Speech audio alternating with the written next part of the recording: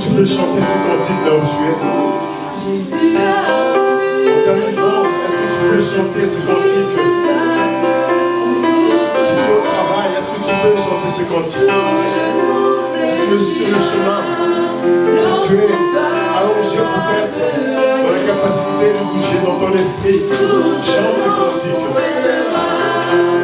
Avec joie, chantons-le avec sourire.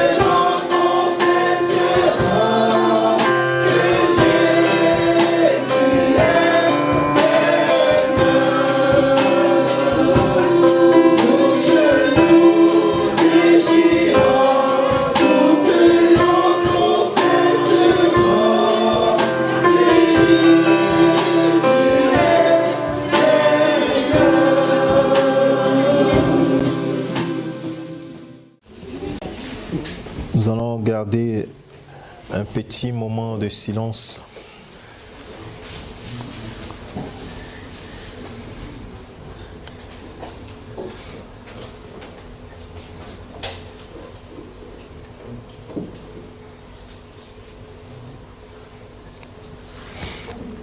Seigneur, ce matin, nous voulons que tu nous parles. Parle à nos cœurs toi-même, Seigneur. Que moi, je ne sois qu'un instrument que tu utilises ce matin. Transmets ta parole à ton peuple, Père. C'est au nom de ton Fils Jésus-Christ que nous avons prié. Amen. Que le Seigneur bénisse chacun d'entre nous, que le Seigneur vous bénisse, groupe de louanges. Ce matin, avant de commencer la parole, voilà une parole que le Seigneur donne à quelqu'un au milieu de nous. Cette personne est malade et se culpabilise de son péché passé, en disant c'est parce que j'ai beaucoup péché, c'est parce que j'ai péché que je suis malade aujourd'hui. Alors voilà la parole du Seigneur ce matin pour toi. Si tu es au milieu de nous ici présent ou en ligne, le Seigneur te dit reçois la paix. Amen. Et l'assurance que j'ai entendu tes pleurs et tes cris, et reçois la guérison. Voilà la parole du Seigneur pour la personne qui est concernée par ce message. Et quand le Seigneur dit reçois la guérison, il faut juste dire Seigneur, je reçois. C'est tout. Amen. Toi, tu ne sais pas comment ça va se passer, mais dis Seigneur, je reçois. Ne te culpabilise pas de ton péché passé. Quand le Seigneur t'a pardonné, il t'a pardonné véritablement. Il ne s'en souvient plus. Nous, quand nous pardonnons en tant qu'humains, nous disons, j'ai pardonné, mais je ne vais pas oublier. Mais Dieu dit, moi je pardonne et j'oublie. Et quand tu reviens sur le péché, il dit, mais tu parles de quoi? Parce que moi, ton péché, c'est comme quelque chose qu'on jette au milieu de la mer. Je ne vois plus ton péché. C'est pour cela que la Bible dit que ce que Jésus a fait pour nous à la croix, chaque jour, quand tu te réveilles de ton lit, tu dois dire merci à la croix. La Bible dit, c'est pour rassurer cette personne et lui confirmer que c'est l'œuvre du diable de toujours se considérer comme un pauvre pécheur. Regarde ce que le Christ a fait pour nous à la croix. Colossiens chapitre 2, nous n'avons pas encore commencé le message. Colossiens chapitre 2, la Bible dit dans le verset 14, il dit, il a effacé l'acte et les ordonnances, l'acte dont les ordonnances nous condamnaient et qui subsistait contre nous. Il a fait quoi? Il a effacé. Il a effacé cet acte dont les ordonnances nous condamnaient et qui subsistaient contre nous. Et il a éliminé en le clouant à la croix. Ça fait combien d'années que l'œuvre de la croix s'est passée? 2000 ans. Plus de 2000 ans.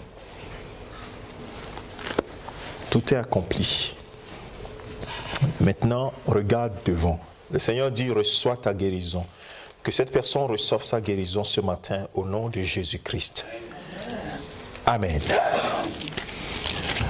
Bien-aimés, puisque nous voulons que le Seigneur nous parle, forcément il va nous parler.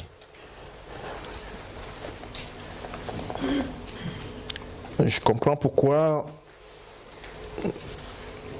depuis ce matin, je sens en moi qu'il fallait qu'on adore le Seigneur et c'est ce qui s'est passé, nous l'avons vraiment adoré. Le Seigneur Jésus-Christ, quand il s'entretenait avec ses disciples, dans Matthieu chapitre 24,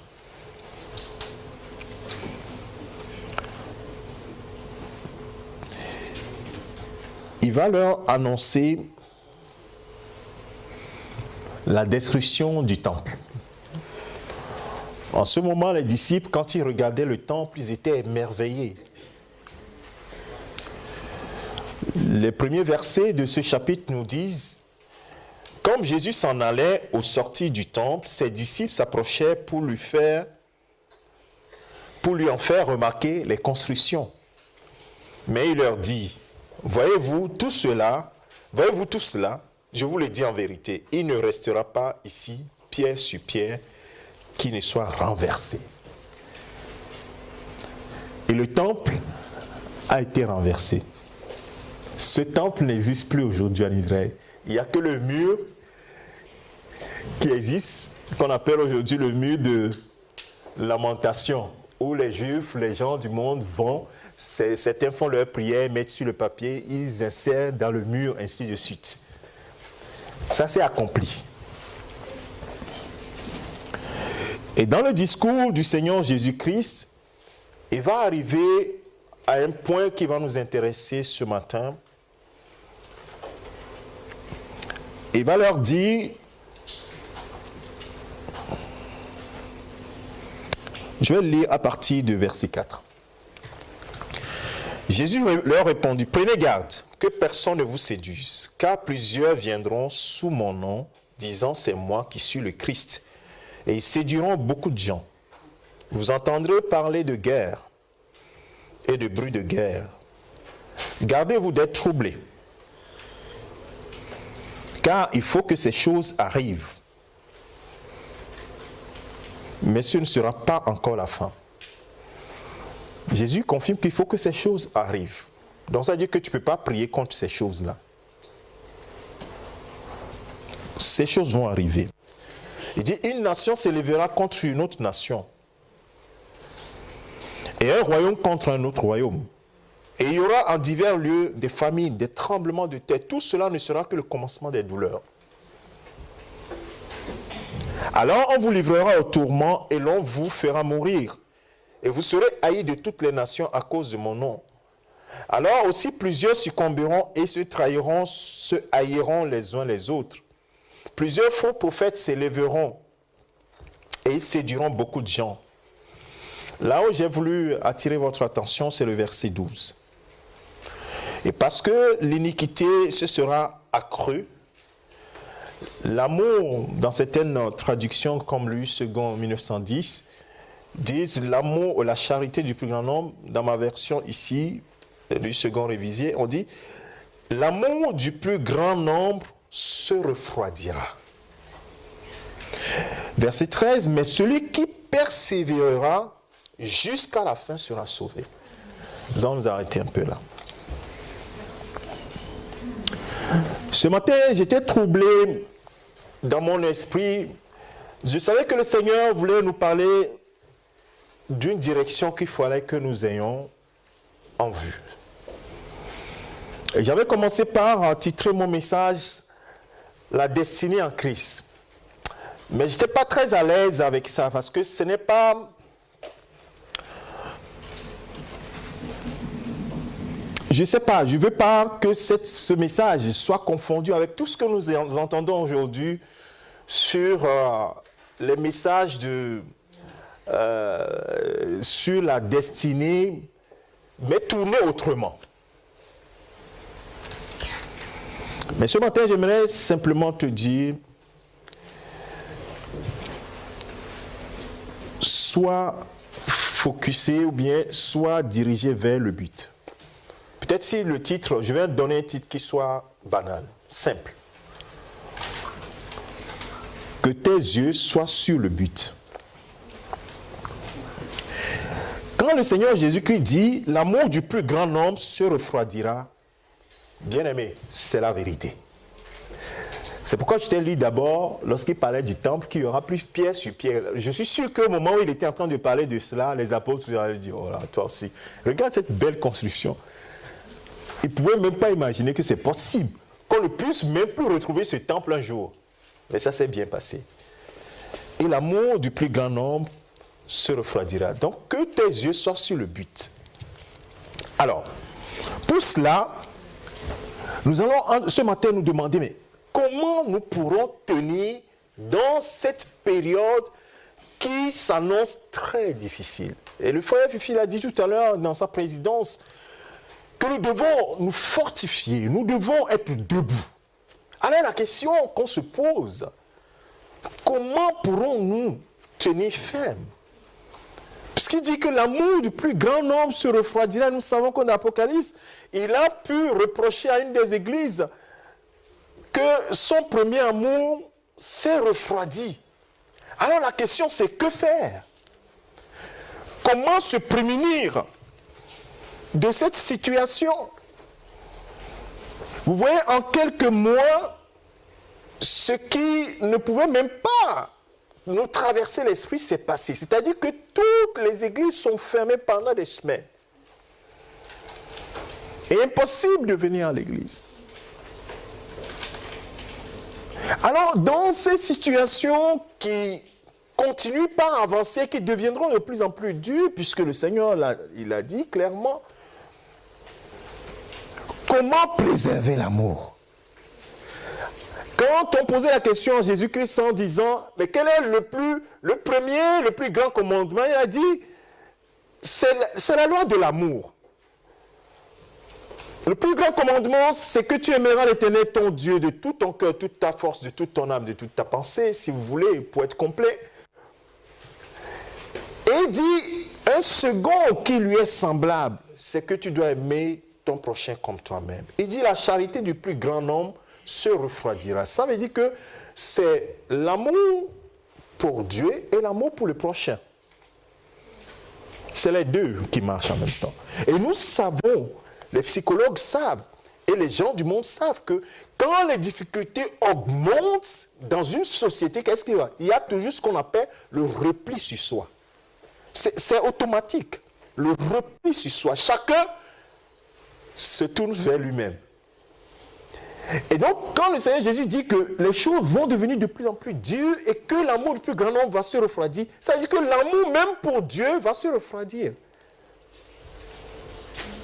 Nous n'allons pas nous dire entre nous que nous sommes des super hommes, des super héros, que ça ne va pas nous arriver. Non. Il faut alors prendre des mesures. Alléluia. Il faut prendre des mesures pour que cela ne nous arrive. Et pour prendre les mesures, nous ne pouvons que avoir la solution dans la Bible, dans la vie de nos aînés. La Bible dit que dans la première église, ils ont subi des choses extraordinaires, des choses terribles. Quand tu lis dans Hébreux chapitre 11, la Bible dit que les gens ont été sciés.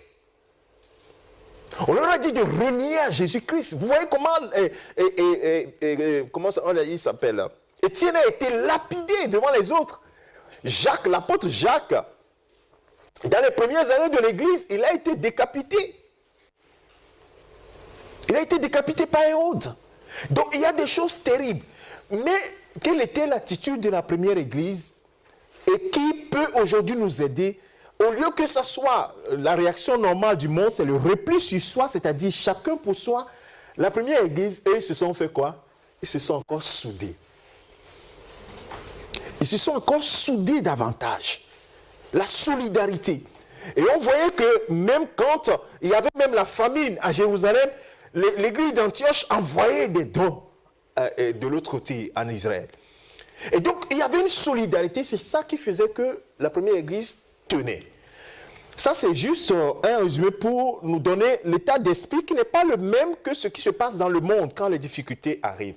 Et quand les difficultés arrivent, et pour nous, nous devons être droits dans nos bottes et avoir les yeux sur le but. Et pour cela, nous allons lire quelques textes de l'apôtre Paul qui nous permettront de comprendre que si nous cultivons notre caractère sur ce que la parole de Dieu nous dit, alors nous allons être focus sur le but. Le premier caractère est basé sur une parole. C'est toujours basé sur la parole de Dieu. Nous allons lire dans 2 Corinthiens chapitre 5. C'est un passage que nous avons eu l'habitude de lire ici plusieurs fois.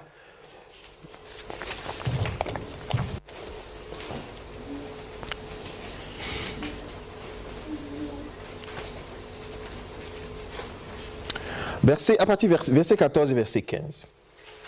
Je disais tout à l'heure que Jésus a annoncé que l'amour du plus grand nombre se refroidira. Et la question que nous nous sommes posée, comment je peux faire, moi en tant que chrétien, pour demeurer dans l'amour? nous ne pouvons pas nous dire aujourd'hui que tu t'es déplacé ce matin pour venir ici, mais tu n'aimes pas le Seigneur. Ça n'a pas de sens. Nous aimons tous le Seigneur. Vous aimez le Seigneur. Mais le Seigneur prévoit que l'amour du plus grand nombre va se refroidir. Et si ça continue, même les élus peuvent être même séduits et même abandonner les choses. Donc pour nous, c'est de savoir comment faire pour pouvoir tenir le cap, malgré toutes les difficultés qui sont sur notre chemin. Regardez ce que la parole, l'apôtre Paul dit. Si je veux faire quelque chose, une sorte de flashback, c'est-à-dire que je vais commencer par le verset 17 et je vais revenir sur le verset 14 et le verset 15. Le verset 17 dit que si quelqu'un est en Christ, nous connaissons très bien ce verset, il est une nouvelle création. Les choses anciennes sont passées, toutes choses deviennent nouvelles.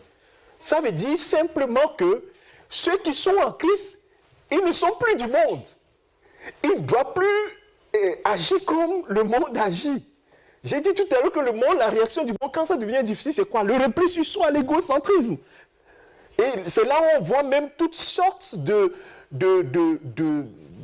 l'étranger devient quelque chose un élément gênant.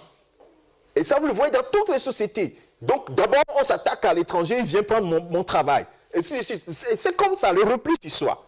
Mais ici, il dit que nous sommes une nouvelle création, les choses anciennes sont passées. Ça veut dire que nous sommes devenus une nouvelle création.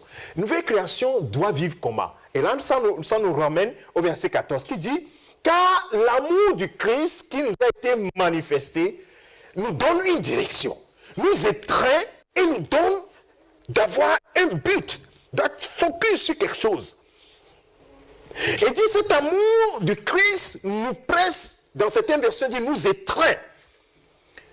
Parce que nous estimons qu'un seul est mort pour tous, tous sont donc morts. Et qu'il est mort pour tous, pourquoi? Afin que ceux qui vivent, il ne parle pas des gens du monde, ceux qui vivent en Christ, ceux qui sont devenus des nouvelles créations, ne vivent plus pour eux-mêmes, mais pour celui qui est mort et ressuscité pour eux. Amen. Si vous devez, ceux qui sont en train de noter, vous devez dire le premier élément sur lequel je dois me concentrer pour me prémunir du fait que l'amour va se refroidir. Jésus l'a prévu. C'est la première des choses. Et de ça maintenant va découler quoi? Des actions que je dois maintenant m'appliquer. Si je vis pour moi-même, ça va poser un problème, sûrement. Il dit que ceux qui vivent en Christ, ceux qui sont devenus une nouvelle création en Christ, ne doivent plus vivre pour eux-mêmes. Alors, je vous donne une illustration sans lire un texte. Vous voyez, on prend l'apôtre Paul, on le frappe, on le laisse pour mort. Ça veut dire qu'il était dans le coma pratiquement. Quand il va se réveiller, selon toi, s'il doit vivre pour lui-même, qu'est-ce qu'il doit faire? Il doit abandonner et aller se cacher quelque part. Et rester dans son coin, ne plus apparaître. Mais la Bible dit qu'il s'est levé, les frères l'ont relevé, ils l'ont soigné, il s'est levé et il repart pour prêcher. Et même il est revenu là-bas pour pouvoir prêcher. Il ne vit plus pour lui. Et c'est ça en fait qui fait que l'environnement ou les événements ne nous effraient plus en réalité. Parce que nous ne vivons plus pour nous, mais nous savons que nous vivons pour quelqu'un d'autre. Alors, toujours, l'apôtre Paul, c'est extraordinaire.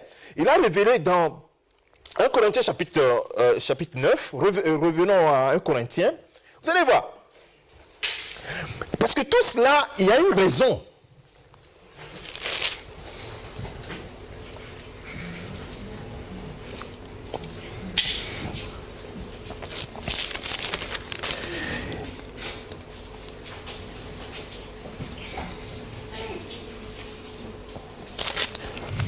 Un Corinthiens chapitre 9, on va lire à partir du verset 24.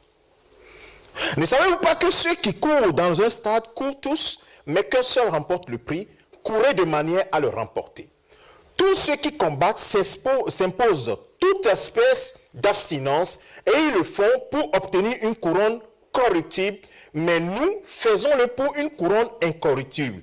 Moi donc je cours non pas comme à l'aventure, je frappe non pas comme battant l'air, mais je traite durement mon corps et je le tiens assujetti de peur d'être moi-même désapprouvé après avoir prêché aux autres. Ceci étant dit, nous disons, mais pourquoi il se comporte comme cela? Il se comporte comme cela parce que lui-même, il le dit encore dans Philippiens chapitre 3. Philippiens chapitre 3. Excusez-moi de vous balancer un peu dans la parole de Dieu. Nous ne sommes pas dans l'enseignement, mais c'est bien que nous puissions comprendre les écrits. Il dit dans Philippiens chapitre 3,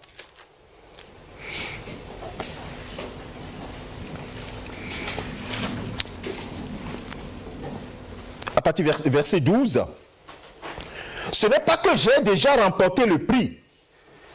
Je vais quelque part, je n'ai pas encore remporté le prix, ou que j'ai déjà atteint la perfection. Mais je cours pour tâcher de le saisir, puisque moi-même, j'ai été saisi par Jésus-Christ. On le frappe, on le laisse pour mort, il se lève, il dit, je n'ai pas encore fini. Je cours. J'ai les yeux sur l'objectif. Jésus m'a dit d'aller, de prêcher. Je cours les yeux sur l'objectif. Et il dit dans le verset 13, frère, je ne pense pas l'avoir saisi, mais je fais une chose. Oubliant ce qui est en arrière, mais portant vers ce qui est en avant, je cours vers le but pour remporter le prix de la vocation céleste de Dieu en Jésus-Christ. Alléluia. C'est un verset que je dis, je vais revenir dessus pour vous tirer des éléments que vous allez appliquer à vous-même. Puisque nous disons que nous devons avoir les yeux fixés sur le but. Bien aimé, l'apôtre Paul, je reviens, suis-moi très bien. Il dit que l'amour de Christ nous presse. Et la première des choses qu'il fait sortir, c'est que cet amour fait que nous ne devons plus vivre pour nous-mêmes. Nous devons vivre pour Christ. Vivre pour Christ. Alors, quand on dit à quelqu'un de vivre pour quelqu'un d'autre, il doit comprendre pourquoi. Ailleurs, l'apôtre Paul dit dans Éphésiens, aux Éphésiens chapitre 2, verset 10, on a l'habitude de le citer ici. Qu'est-ce qu'il dit? Qu'est-ce qu'il connaît ce verset maintenant par cœur? Éphésiens chapitre 2, verset 10. Éphésiens 2, 10. Vous pouvez commencer, hein? On l'a cité plusieurs fois et nous devons le savoir, nous devons le comprendre. C'est-à-dire que je suis l'ouvrage de Dieu. L'apôtre Paul dit, je suis l'ouvrage, je suis son ouvrage ayant été créé en Jésus-Christ. Pour des bonnes œuvres que Dieu a préparées d'avance afin que nous les pratiquions. Et comme il a préparé des bonnes œuvres et que nous sommes créés en Christ, nous sommes une nouvelle création et que l'amour du Christ nous presse et que nous ne devons plus vivre nous-mêmes, alors qu'est-ce qu'il faut faire? Il faut avoir les yeux sur celui qui nous a créés, qui nous a donné un objectif et ce que l'apôtre Paul va appeler la vocation céleste pour courir dans ce sens, quel que soit l'environnement, ce qui se passe. Bruit de guerre, pas bruit de guerre. Et famine, pas famine. Et virus, pas virus, ainsi de suite. En réalité, c'est ça. L'amour restera identique que si nous avons les yeux sur l'objectif. Parce que si nous n'avons pas les yeux sur l'objectif, quand le vent souffle, qu'est-ce qui se passe? Nous regardons le vent. Vous vous rappelez l'apôtre Pierre qui marchait sur les eaux de façon extraordinaire, c'était un miracle. Quelqu'un qui marche sur les eaux, il marche sur les eaux, et le vent, la tempête s'élève, et qu'est-ce que la Bible dit? La Bible dit qu'il se tourna, il détourne les yeux de Jésus, et se tourna pour voir la tempête. Et aussitôt, sa foi a failli, et il a commencé par s'engloutir. C'est la même chose. Notre amour pour le Seigneur, vous allez voir que de plus en plus, vous allez entendre les chrétiens dire, oui, on aime le Seigneur, mais bon, voilà, la situation actuelle fait que. On va toujours trouver une raison. En réalité, les gens ne savent pas que, sans le savoir, leur amour est en train de diminuer pour le Seigneur. Et ça va aller jusqu'à ce que les gens se disent, oui, Christ, oui, il a vécu dans son temps, mais là, nous, les choses sont trop difficiles. En oubliant que les gens ont été sciés. Aujourd'hui, nous ne sommes pas sciés. Bien sûr, dans certains pays, ça se fait, mais les choses étaient très dures dans le passé. Alors, frères et sœurs, premier élément sur lequel tu dois te baser pour être focus, c'est de ne plus vivre pour toi-même. Dit comme ceci, c'est très simple. Hein? Mais nous n'avons pas le choix en réalité. Si nous avions le choix, la Bible l'aurait dit, nous n'avons pas le choix. Maintenant, rentrons comment on peut vivre pour le Seigneur uniquement. Et c'est à ce moment que je reviens parce que je vous ai fait citer déjà, lister plutôt les versets. On va revenir sur ces versets, je ne vais pas en donner d'autres. Verset 9, chapitre 1 Corinthiens chapitre 9, je vais revenir sur le verset 24. Ne savez-vous pas que ceux qui courent dans le stade courent tous, mais un seul remporte le prix? Ceux qui courent dans le stade, est-ce qu'ils courent sans but? Ils ont un but, n'est-ce pas, frères et sœurs? Quand ils courent, peut-être que toi tu ne connais pas l'athlétisme ou bien certains d'entre nous ne connaissent pas le rugby. Lorsqu'ils voient les gens se bousculer, courir derrière un ballon, et ils courent, et après ils lèvent le bras, ils courent, ils s'embrassent, ça il dit qu'ils ont marqué. Tu te dis, mais où est le but? Comment ils ont marqué? C'est parce que toi tu ne comprends pas. Mais eux, ils ont un objectif. Et vous voyez quelqu'un qui prend la balle et qui court. Les gens poursuivent cet homme pour pouvoir le bloquer.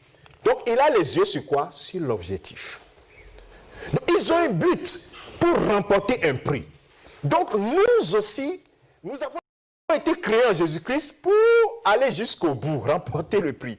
C'est pourquoi Jésus a dit dans le Matthieu chapitre 24 que nous avons lu d'entrée de jeu, en fait pour commencer le message, il dit celui qui persévérera jusqu'au bout.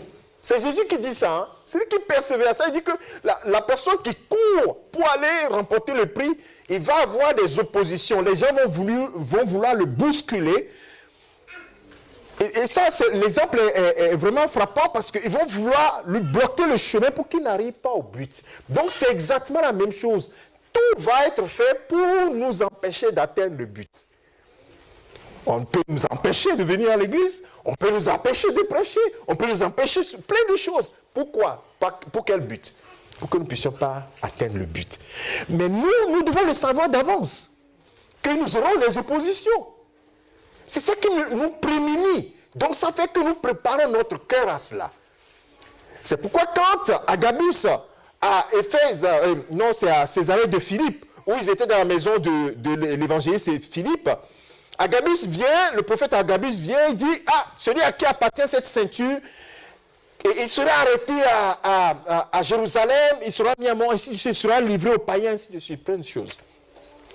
Les autres, ils étaient en train de dire à Paul, non, Paul, il ne faut plus aller à Jérusalem. Il dit, mais mes frères, pourquoi vous me brisez le cœur en me disant de ne pas y aller?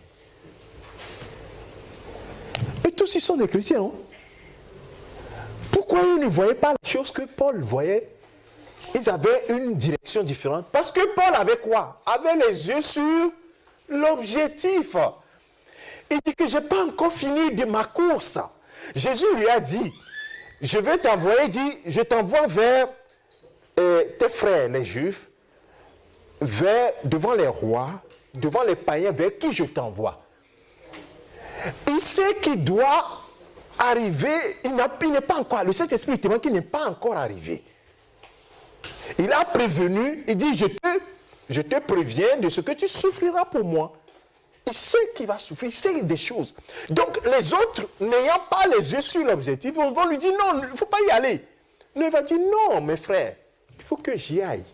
S'il faut que j'aille à Jérusalem et que je sois arrêté, il n'y a pas de problème. Je sais que le Seigneur l'a permis pour aussi un autre but. Et s'il faut que je meure, je dois mourir. Pourquoi? Parce que je ne vis plus pour moi-même. Et c'est ce qu'il dira dans Galates chapitre 2, verset 20, que vous connaissez aussi. Qu'est-ce qu'il dit là? J'essaie en même temps de tester les connaissances. Hein. Mais si je vis, ce n'est plus moi qui vis.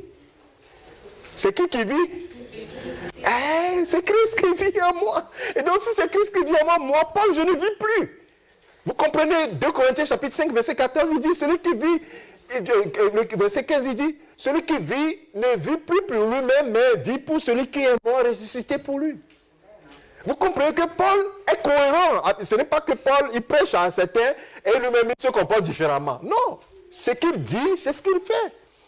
Je n'ai pris ma vie. Ma vie, elle est en Christ et Christ est ma vie. Il va dire quelque part, Christ est ma vie, la mort m'est un gain. Et il dit dans le verset 24 de 1 Corinthiens chapitre 9, tous ceux qui combattent, qu'est-ce qu'ils font? Donc nous devons apprendre d'eux en fait. Jésus dit, il faut que vous persévérez. Ben, la question, moi en tant qu'étudiant dans la Bible, je dis, mais Seigneur, les choses sont difficiles, comment je peux persévérer? C'est une question qui est légitime. Alors il nous donne les éléments ici. Il dit, regarde, ceux qui courent dans un stade, ils s'imposent toute espèce d'abstinence et ils le font pour une couronne corruptible. Mais nous, faisons-le. Ça veut dire quoi? Ça veut dire que faisons la même chose, mais pour un autre but, qui est le but d'atteindre le ciel. Alléluia. Faisons-le pour une couronne incorruptible. Ça veut dire que je dois m'imposer des choses. Bien aimé, nous sommes en train de... Le but, le message nous dit que nos yeux doivent être sur le but. Le but que le Seigneur nous a fixé. Et dit, l'amour de Christ nous presse. L'amour du plus grand va se refroidir. Mais cet amour nous presse à prendre des éléments pour ne pas que notre amour pour le Seigneur refroidisse ou l'amour pour les frères se refroidisse. Mais la question qui me vient à l'esprit encore, mais pourquoi est-ce que c'est seulement sur l'amour que cela se porte? En réalité, tout ce que nous faisons, s'il n'y a pas l'amour à la base, qu'est-ce que la Bible dit dans 1 Corinthiens chapitre 13? Ça ne nous sert à rien. Vous comprenez que tout, c'est pourquoi, quand on a posé la question à Jésus, quel est le plus grand des commandements? Il n'a pas cherché partout. C'est un seul qui est grand. La loi de l'amour. L'amour pour Dieu et l'amour pour le prochain. Donc ça veut dire que si cet amour se refroidit, ça veut dire que nous sommes en dehors de la plaque. Ça veut dire que nous sommes sortis. Nous pouvons faire d'autres choses, mais nous sommes sortis. Vous comprenez, frère? C'est pourquoi le Seigneur a insisté dessus. L'amour du plus grand homme va se refroidir. Et donc il faut faire attention que cet amour ne se refroidisse pas. Il faut se donner toute espèce de quoi s'imposer, toute espèce d'abstinence pour garder cet amour intact ou bien renouveler cet amour. Parce que quand nous nous imposons toute espèce d'abstinence, qu'est-ce que nous faisons? Nous protégeons le fait que cet esprit nous s'attriste. Car l'amour est répandu dans nos cœurs, Romains chapitre 5, par quoi? Par le Saint-Esprit que nous avons. Romains chapitre 5, verset 5, qui dit, l'amour de Dieu est répandu dans nos cœurs par le Saint-Esprit qui nous a donné. Donc si nous attristons le Saint-Esprit, mais comment il peut continuer par répandre l'amour dans nos cœurs? Donc ça veut dire que quelque part, l'apôtre est en train de dire que soyez en communion avec le Saint-Esprit. Et le Saint-Esprit, comme c'est un esprit saint, vous êtes obligé de vous donner toute espèce d'abstinence pour garder votre relation avec lui. Et c'est lui seul, même les choses peuvent être dures à l'extérieur. Si vous avez une bonne communion avec le Saint-Esprit, il n'y a pas de problème. N'ayez pas peur. Votre amour pour le Seigneur restera intact. L'amour restera intact. Et il dit, moi je cours. Donc il donne son exemple. Moi je cours, verset 26, non pas comme à l'aventure. C'est-à-dire que sans but. Non, je sais le but. Je frappe non pas comme battant les mains, je traite durement mon corps, je le tiens assujetti de peur d'être moi-même désapprouvé après avoir prêché aux autres. Et il ne veut pas que cela nous arrive, bien-aimés de Dieu. L'amour, il faut le garder. L'amour du Seigneur. Bien-aimés, nous ne sommes pas des super-hommes. Si le Seigneur a dit que l'amour du plus grand homme va se refroidir, nous sommes aussi potentiellement dedans. Et en médecine, nous disons souvent que nous sommes tous potentiellement des malades. Vous comprenez? Quand tu es en bonne santé, tu dis, oh ben moi je suis un super-homme. Quand tu as ton malade, tu vas dire, ah. Et on dit souvent dans ce milieu que c'est quand on tombe malade qu'on sait que la santé c'est un gain. Quand on est en bonne santé, on ne voit pas que la santé c'est un véritable gain en réalité. Mais c'est quand on tombe malade, on se dit waouh, quand je dis, voilà, la santé c'est un gain. C'est exactement la même chose. Donc nous sommes potentiellement exposés au refroidissement de l'amour. C'est pour cela que nous disons ce que nous sommes en train de dire ce matin. Alléluia. Philippiens chapitre 3, et je finis par là, verset 12, 14 que j'ai cité tout à l'heure. Frères, verset 12 d'abord. Ce n'est pas que j'ai déjà remporté le prix. Toi et moi ne sommes pas encore arrivés. C'est pourquoi nous devons continuer par faire, par persévérer. Voilà, c'est ce que j'ai employé le mot que Jésus a employé, persévérer jusqu'au bout. Et vous allez voir dans l'Apocalypse, à chaque fois dit celui qui vaincra. Ça veut dire que quand on emploie ce mot, ça veut dire qu'il y a un combat qui est là, mais celui qui vaincra, celui qui arrivera jusqu'au bout, celui qui persévérera jusqu'au bout, c'est celui-là. Ce n'est pas en chemin, ce n'est pas au début, mais c'est celui qui arrivera jusqu'au bout. Et l'apôtre Paul dit, ce n'est pas que j'ai déjà remporté le prix ou que j'ai déjà atteint la perfection, mais il dit que je cours pour tâcher de l'atteindre, de le saisir, puisque moi-même j'ai été saisi par Jésus-Christ. Verset 13, « Frère, je ne pense pas l'avoir saisi, mais je fais une chose. » Et ça, je finirai par ce point que vous pouvez encadrer dans vos Bibles. Je fais une chose. On peut tirer les exemples qui ont marché. Nous pouvons tirer des exemples, ces exemples-là, pour l'appliquer à notre propre vie. Il dit, oubliant ce qui est en arrière et me portant vers ce qui est en avant. C'est pour cela que laissons le passé. Tout à l'heure, j'ai dit que le Seigneur disait à quelqu'un que c'est parce que j'ai péché, je suis malade, et que si tu ne laisses pas le rétroviseur et que tu ne regardes pas devant, ce sera difficile que tu avances. Il dit, laissant ce qui est en arrière et me portant vers ce qui est en avant.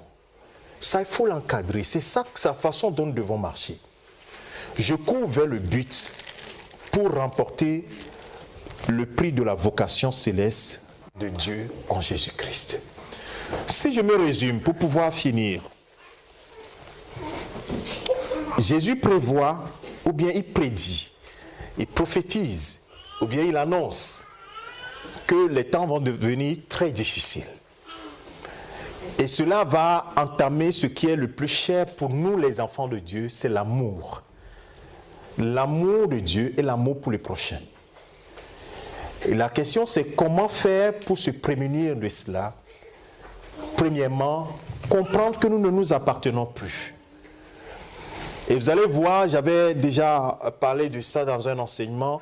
Ne savez-vous pas, si vous regardez dans 1 Corinthiens, vous pouvez compter jusqu'à 10 fois, ou plus même, il a parlé de ne savez-vous pas.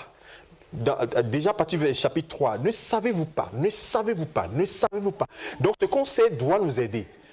Je sais que Christ est mort pour moi, ça c'est un acquis.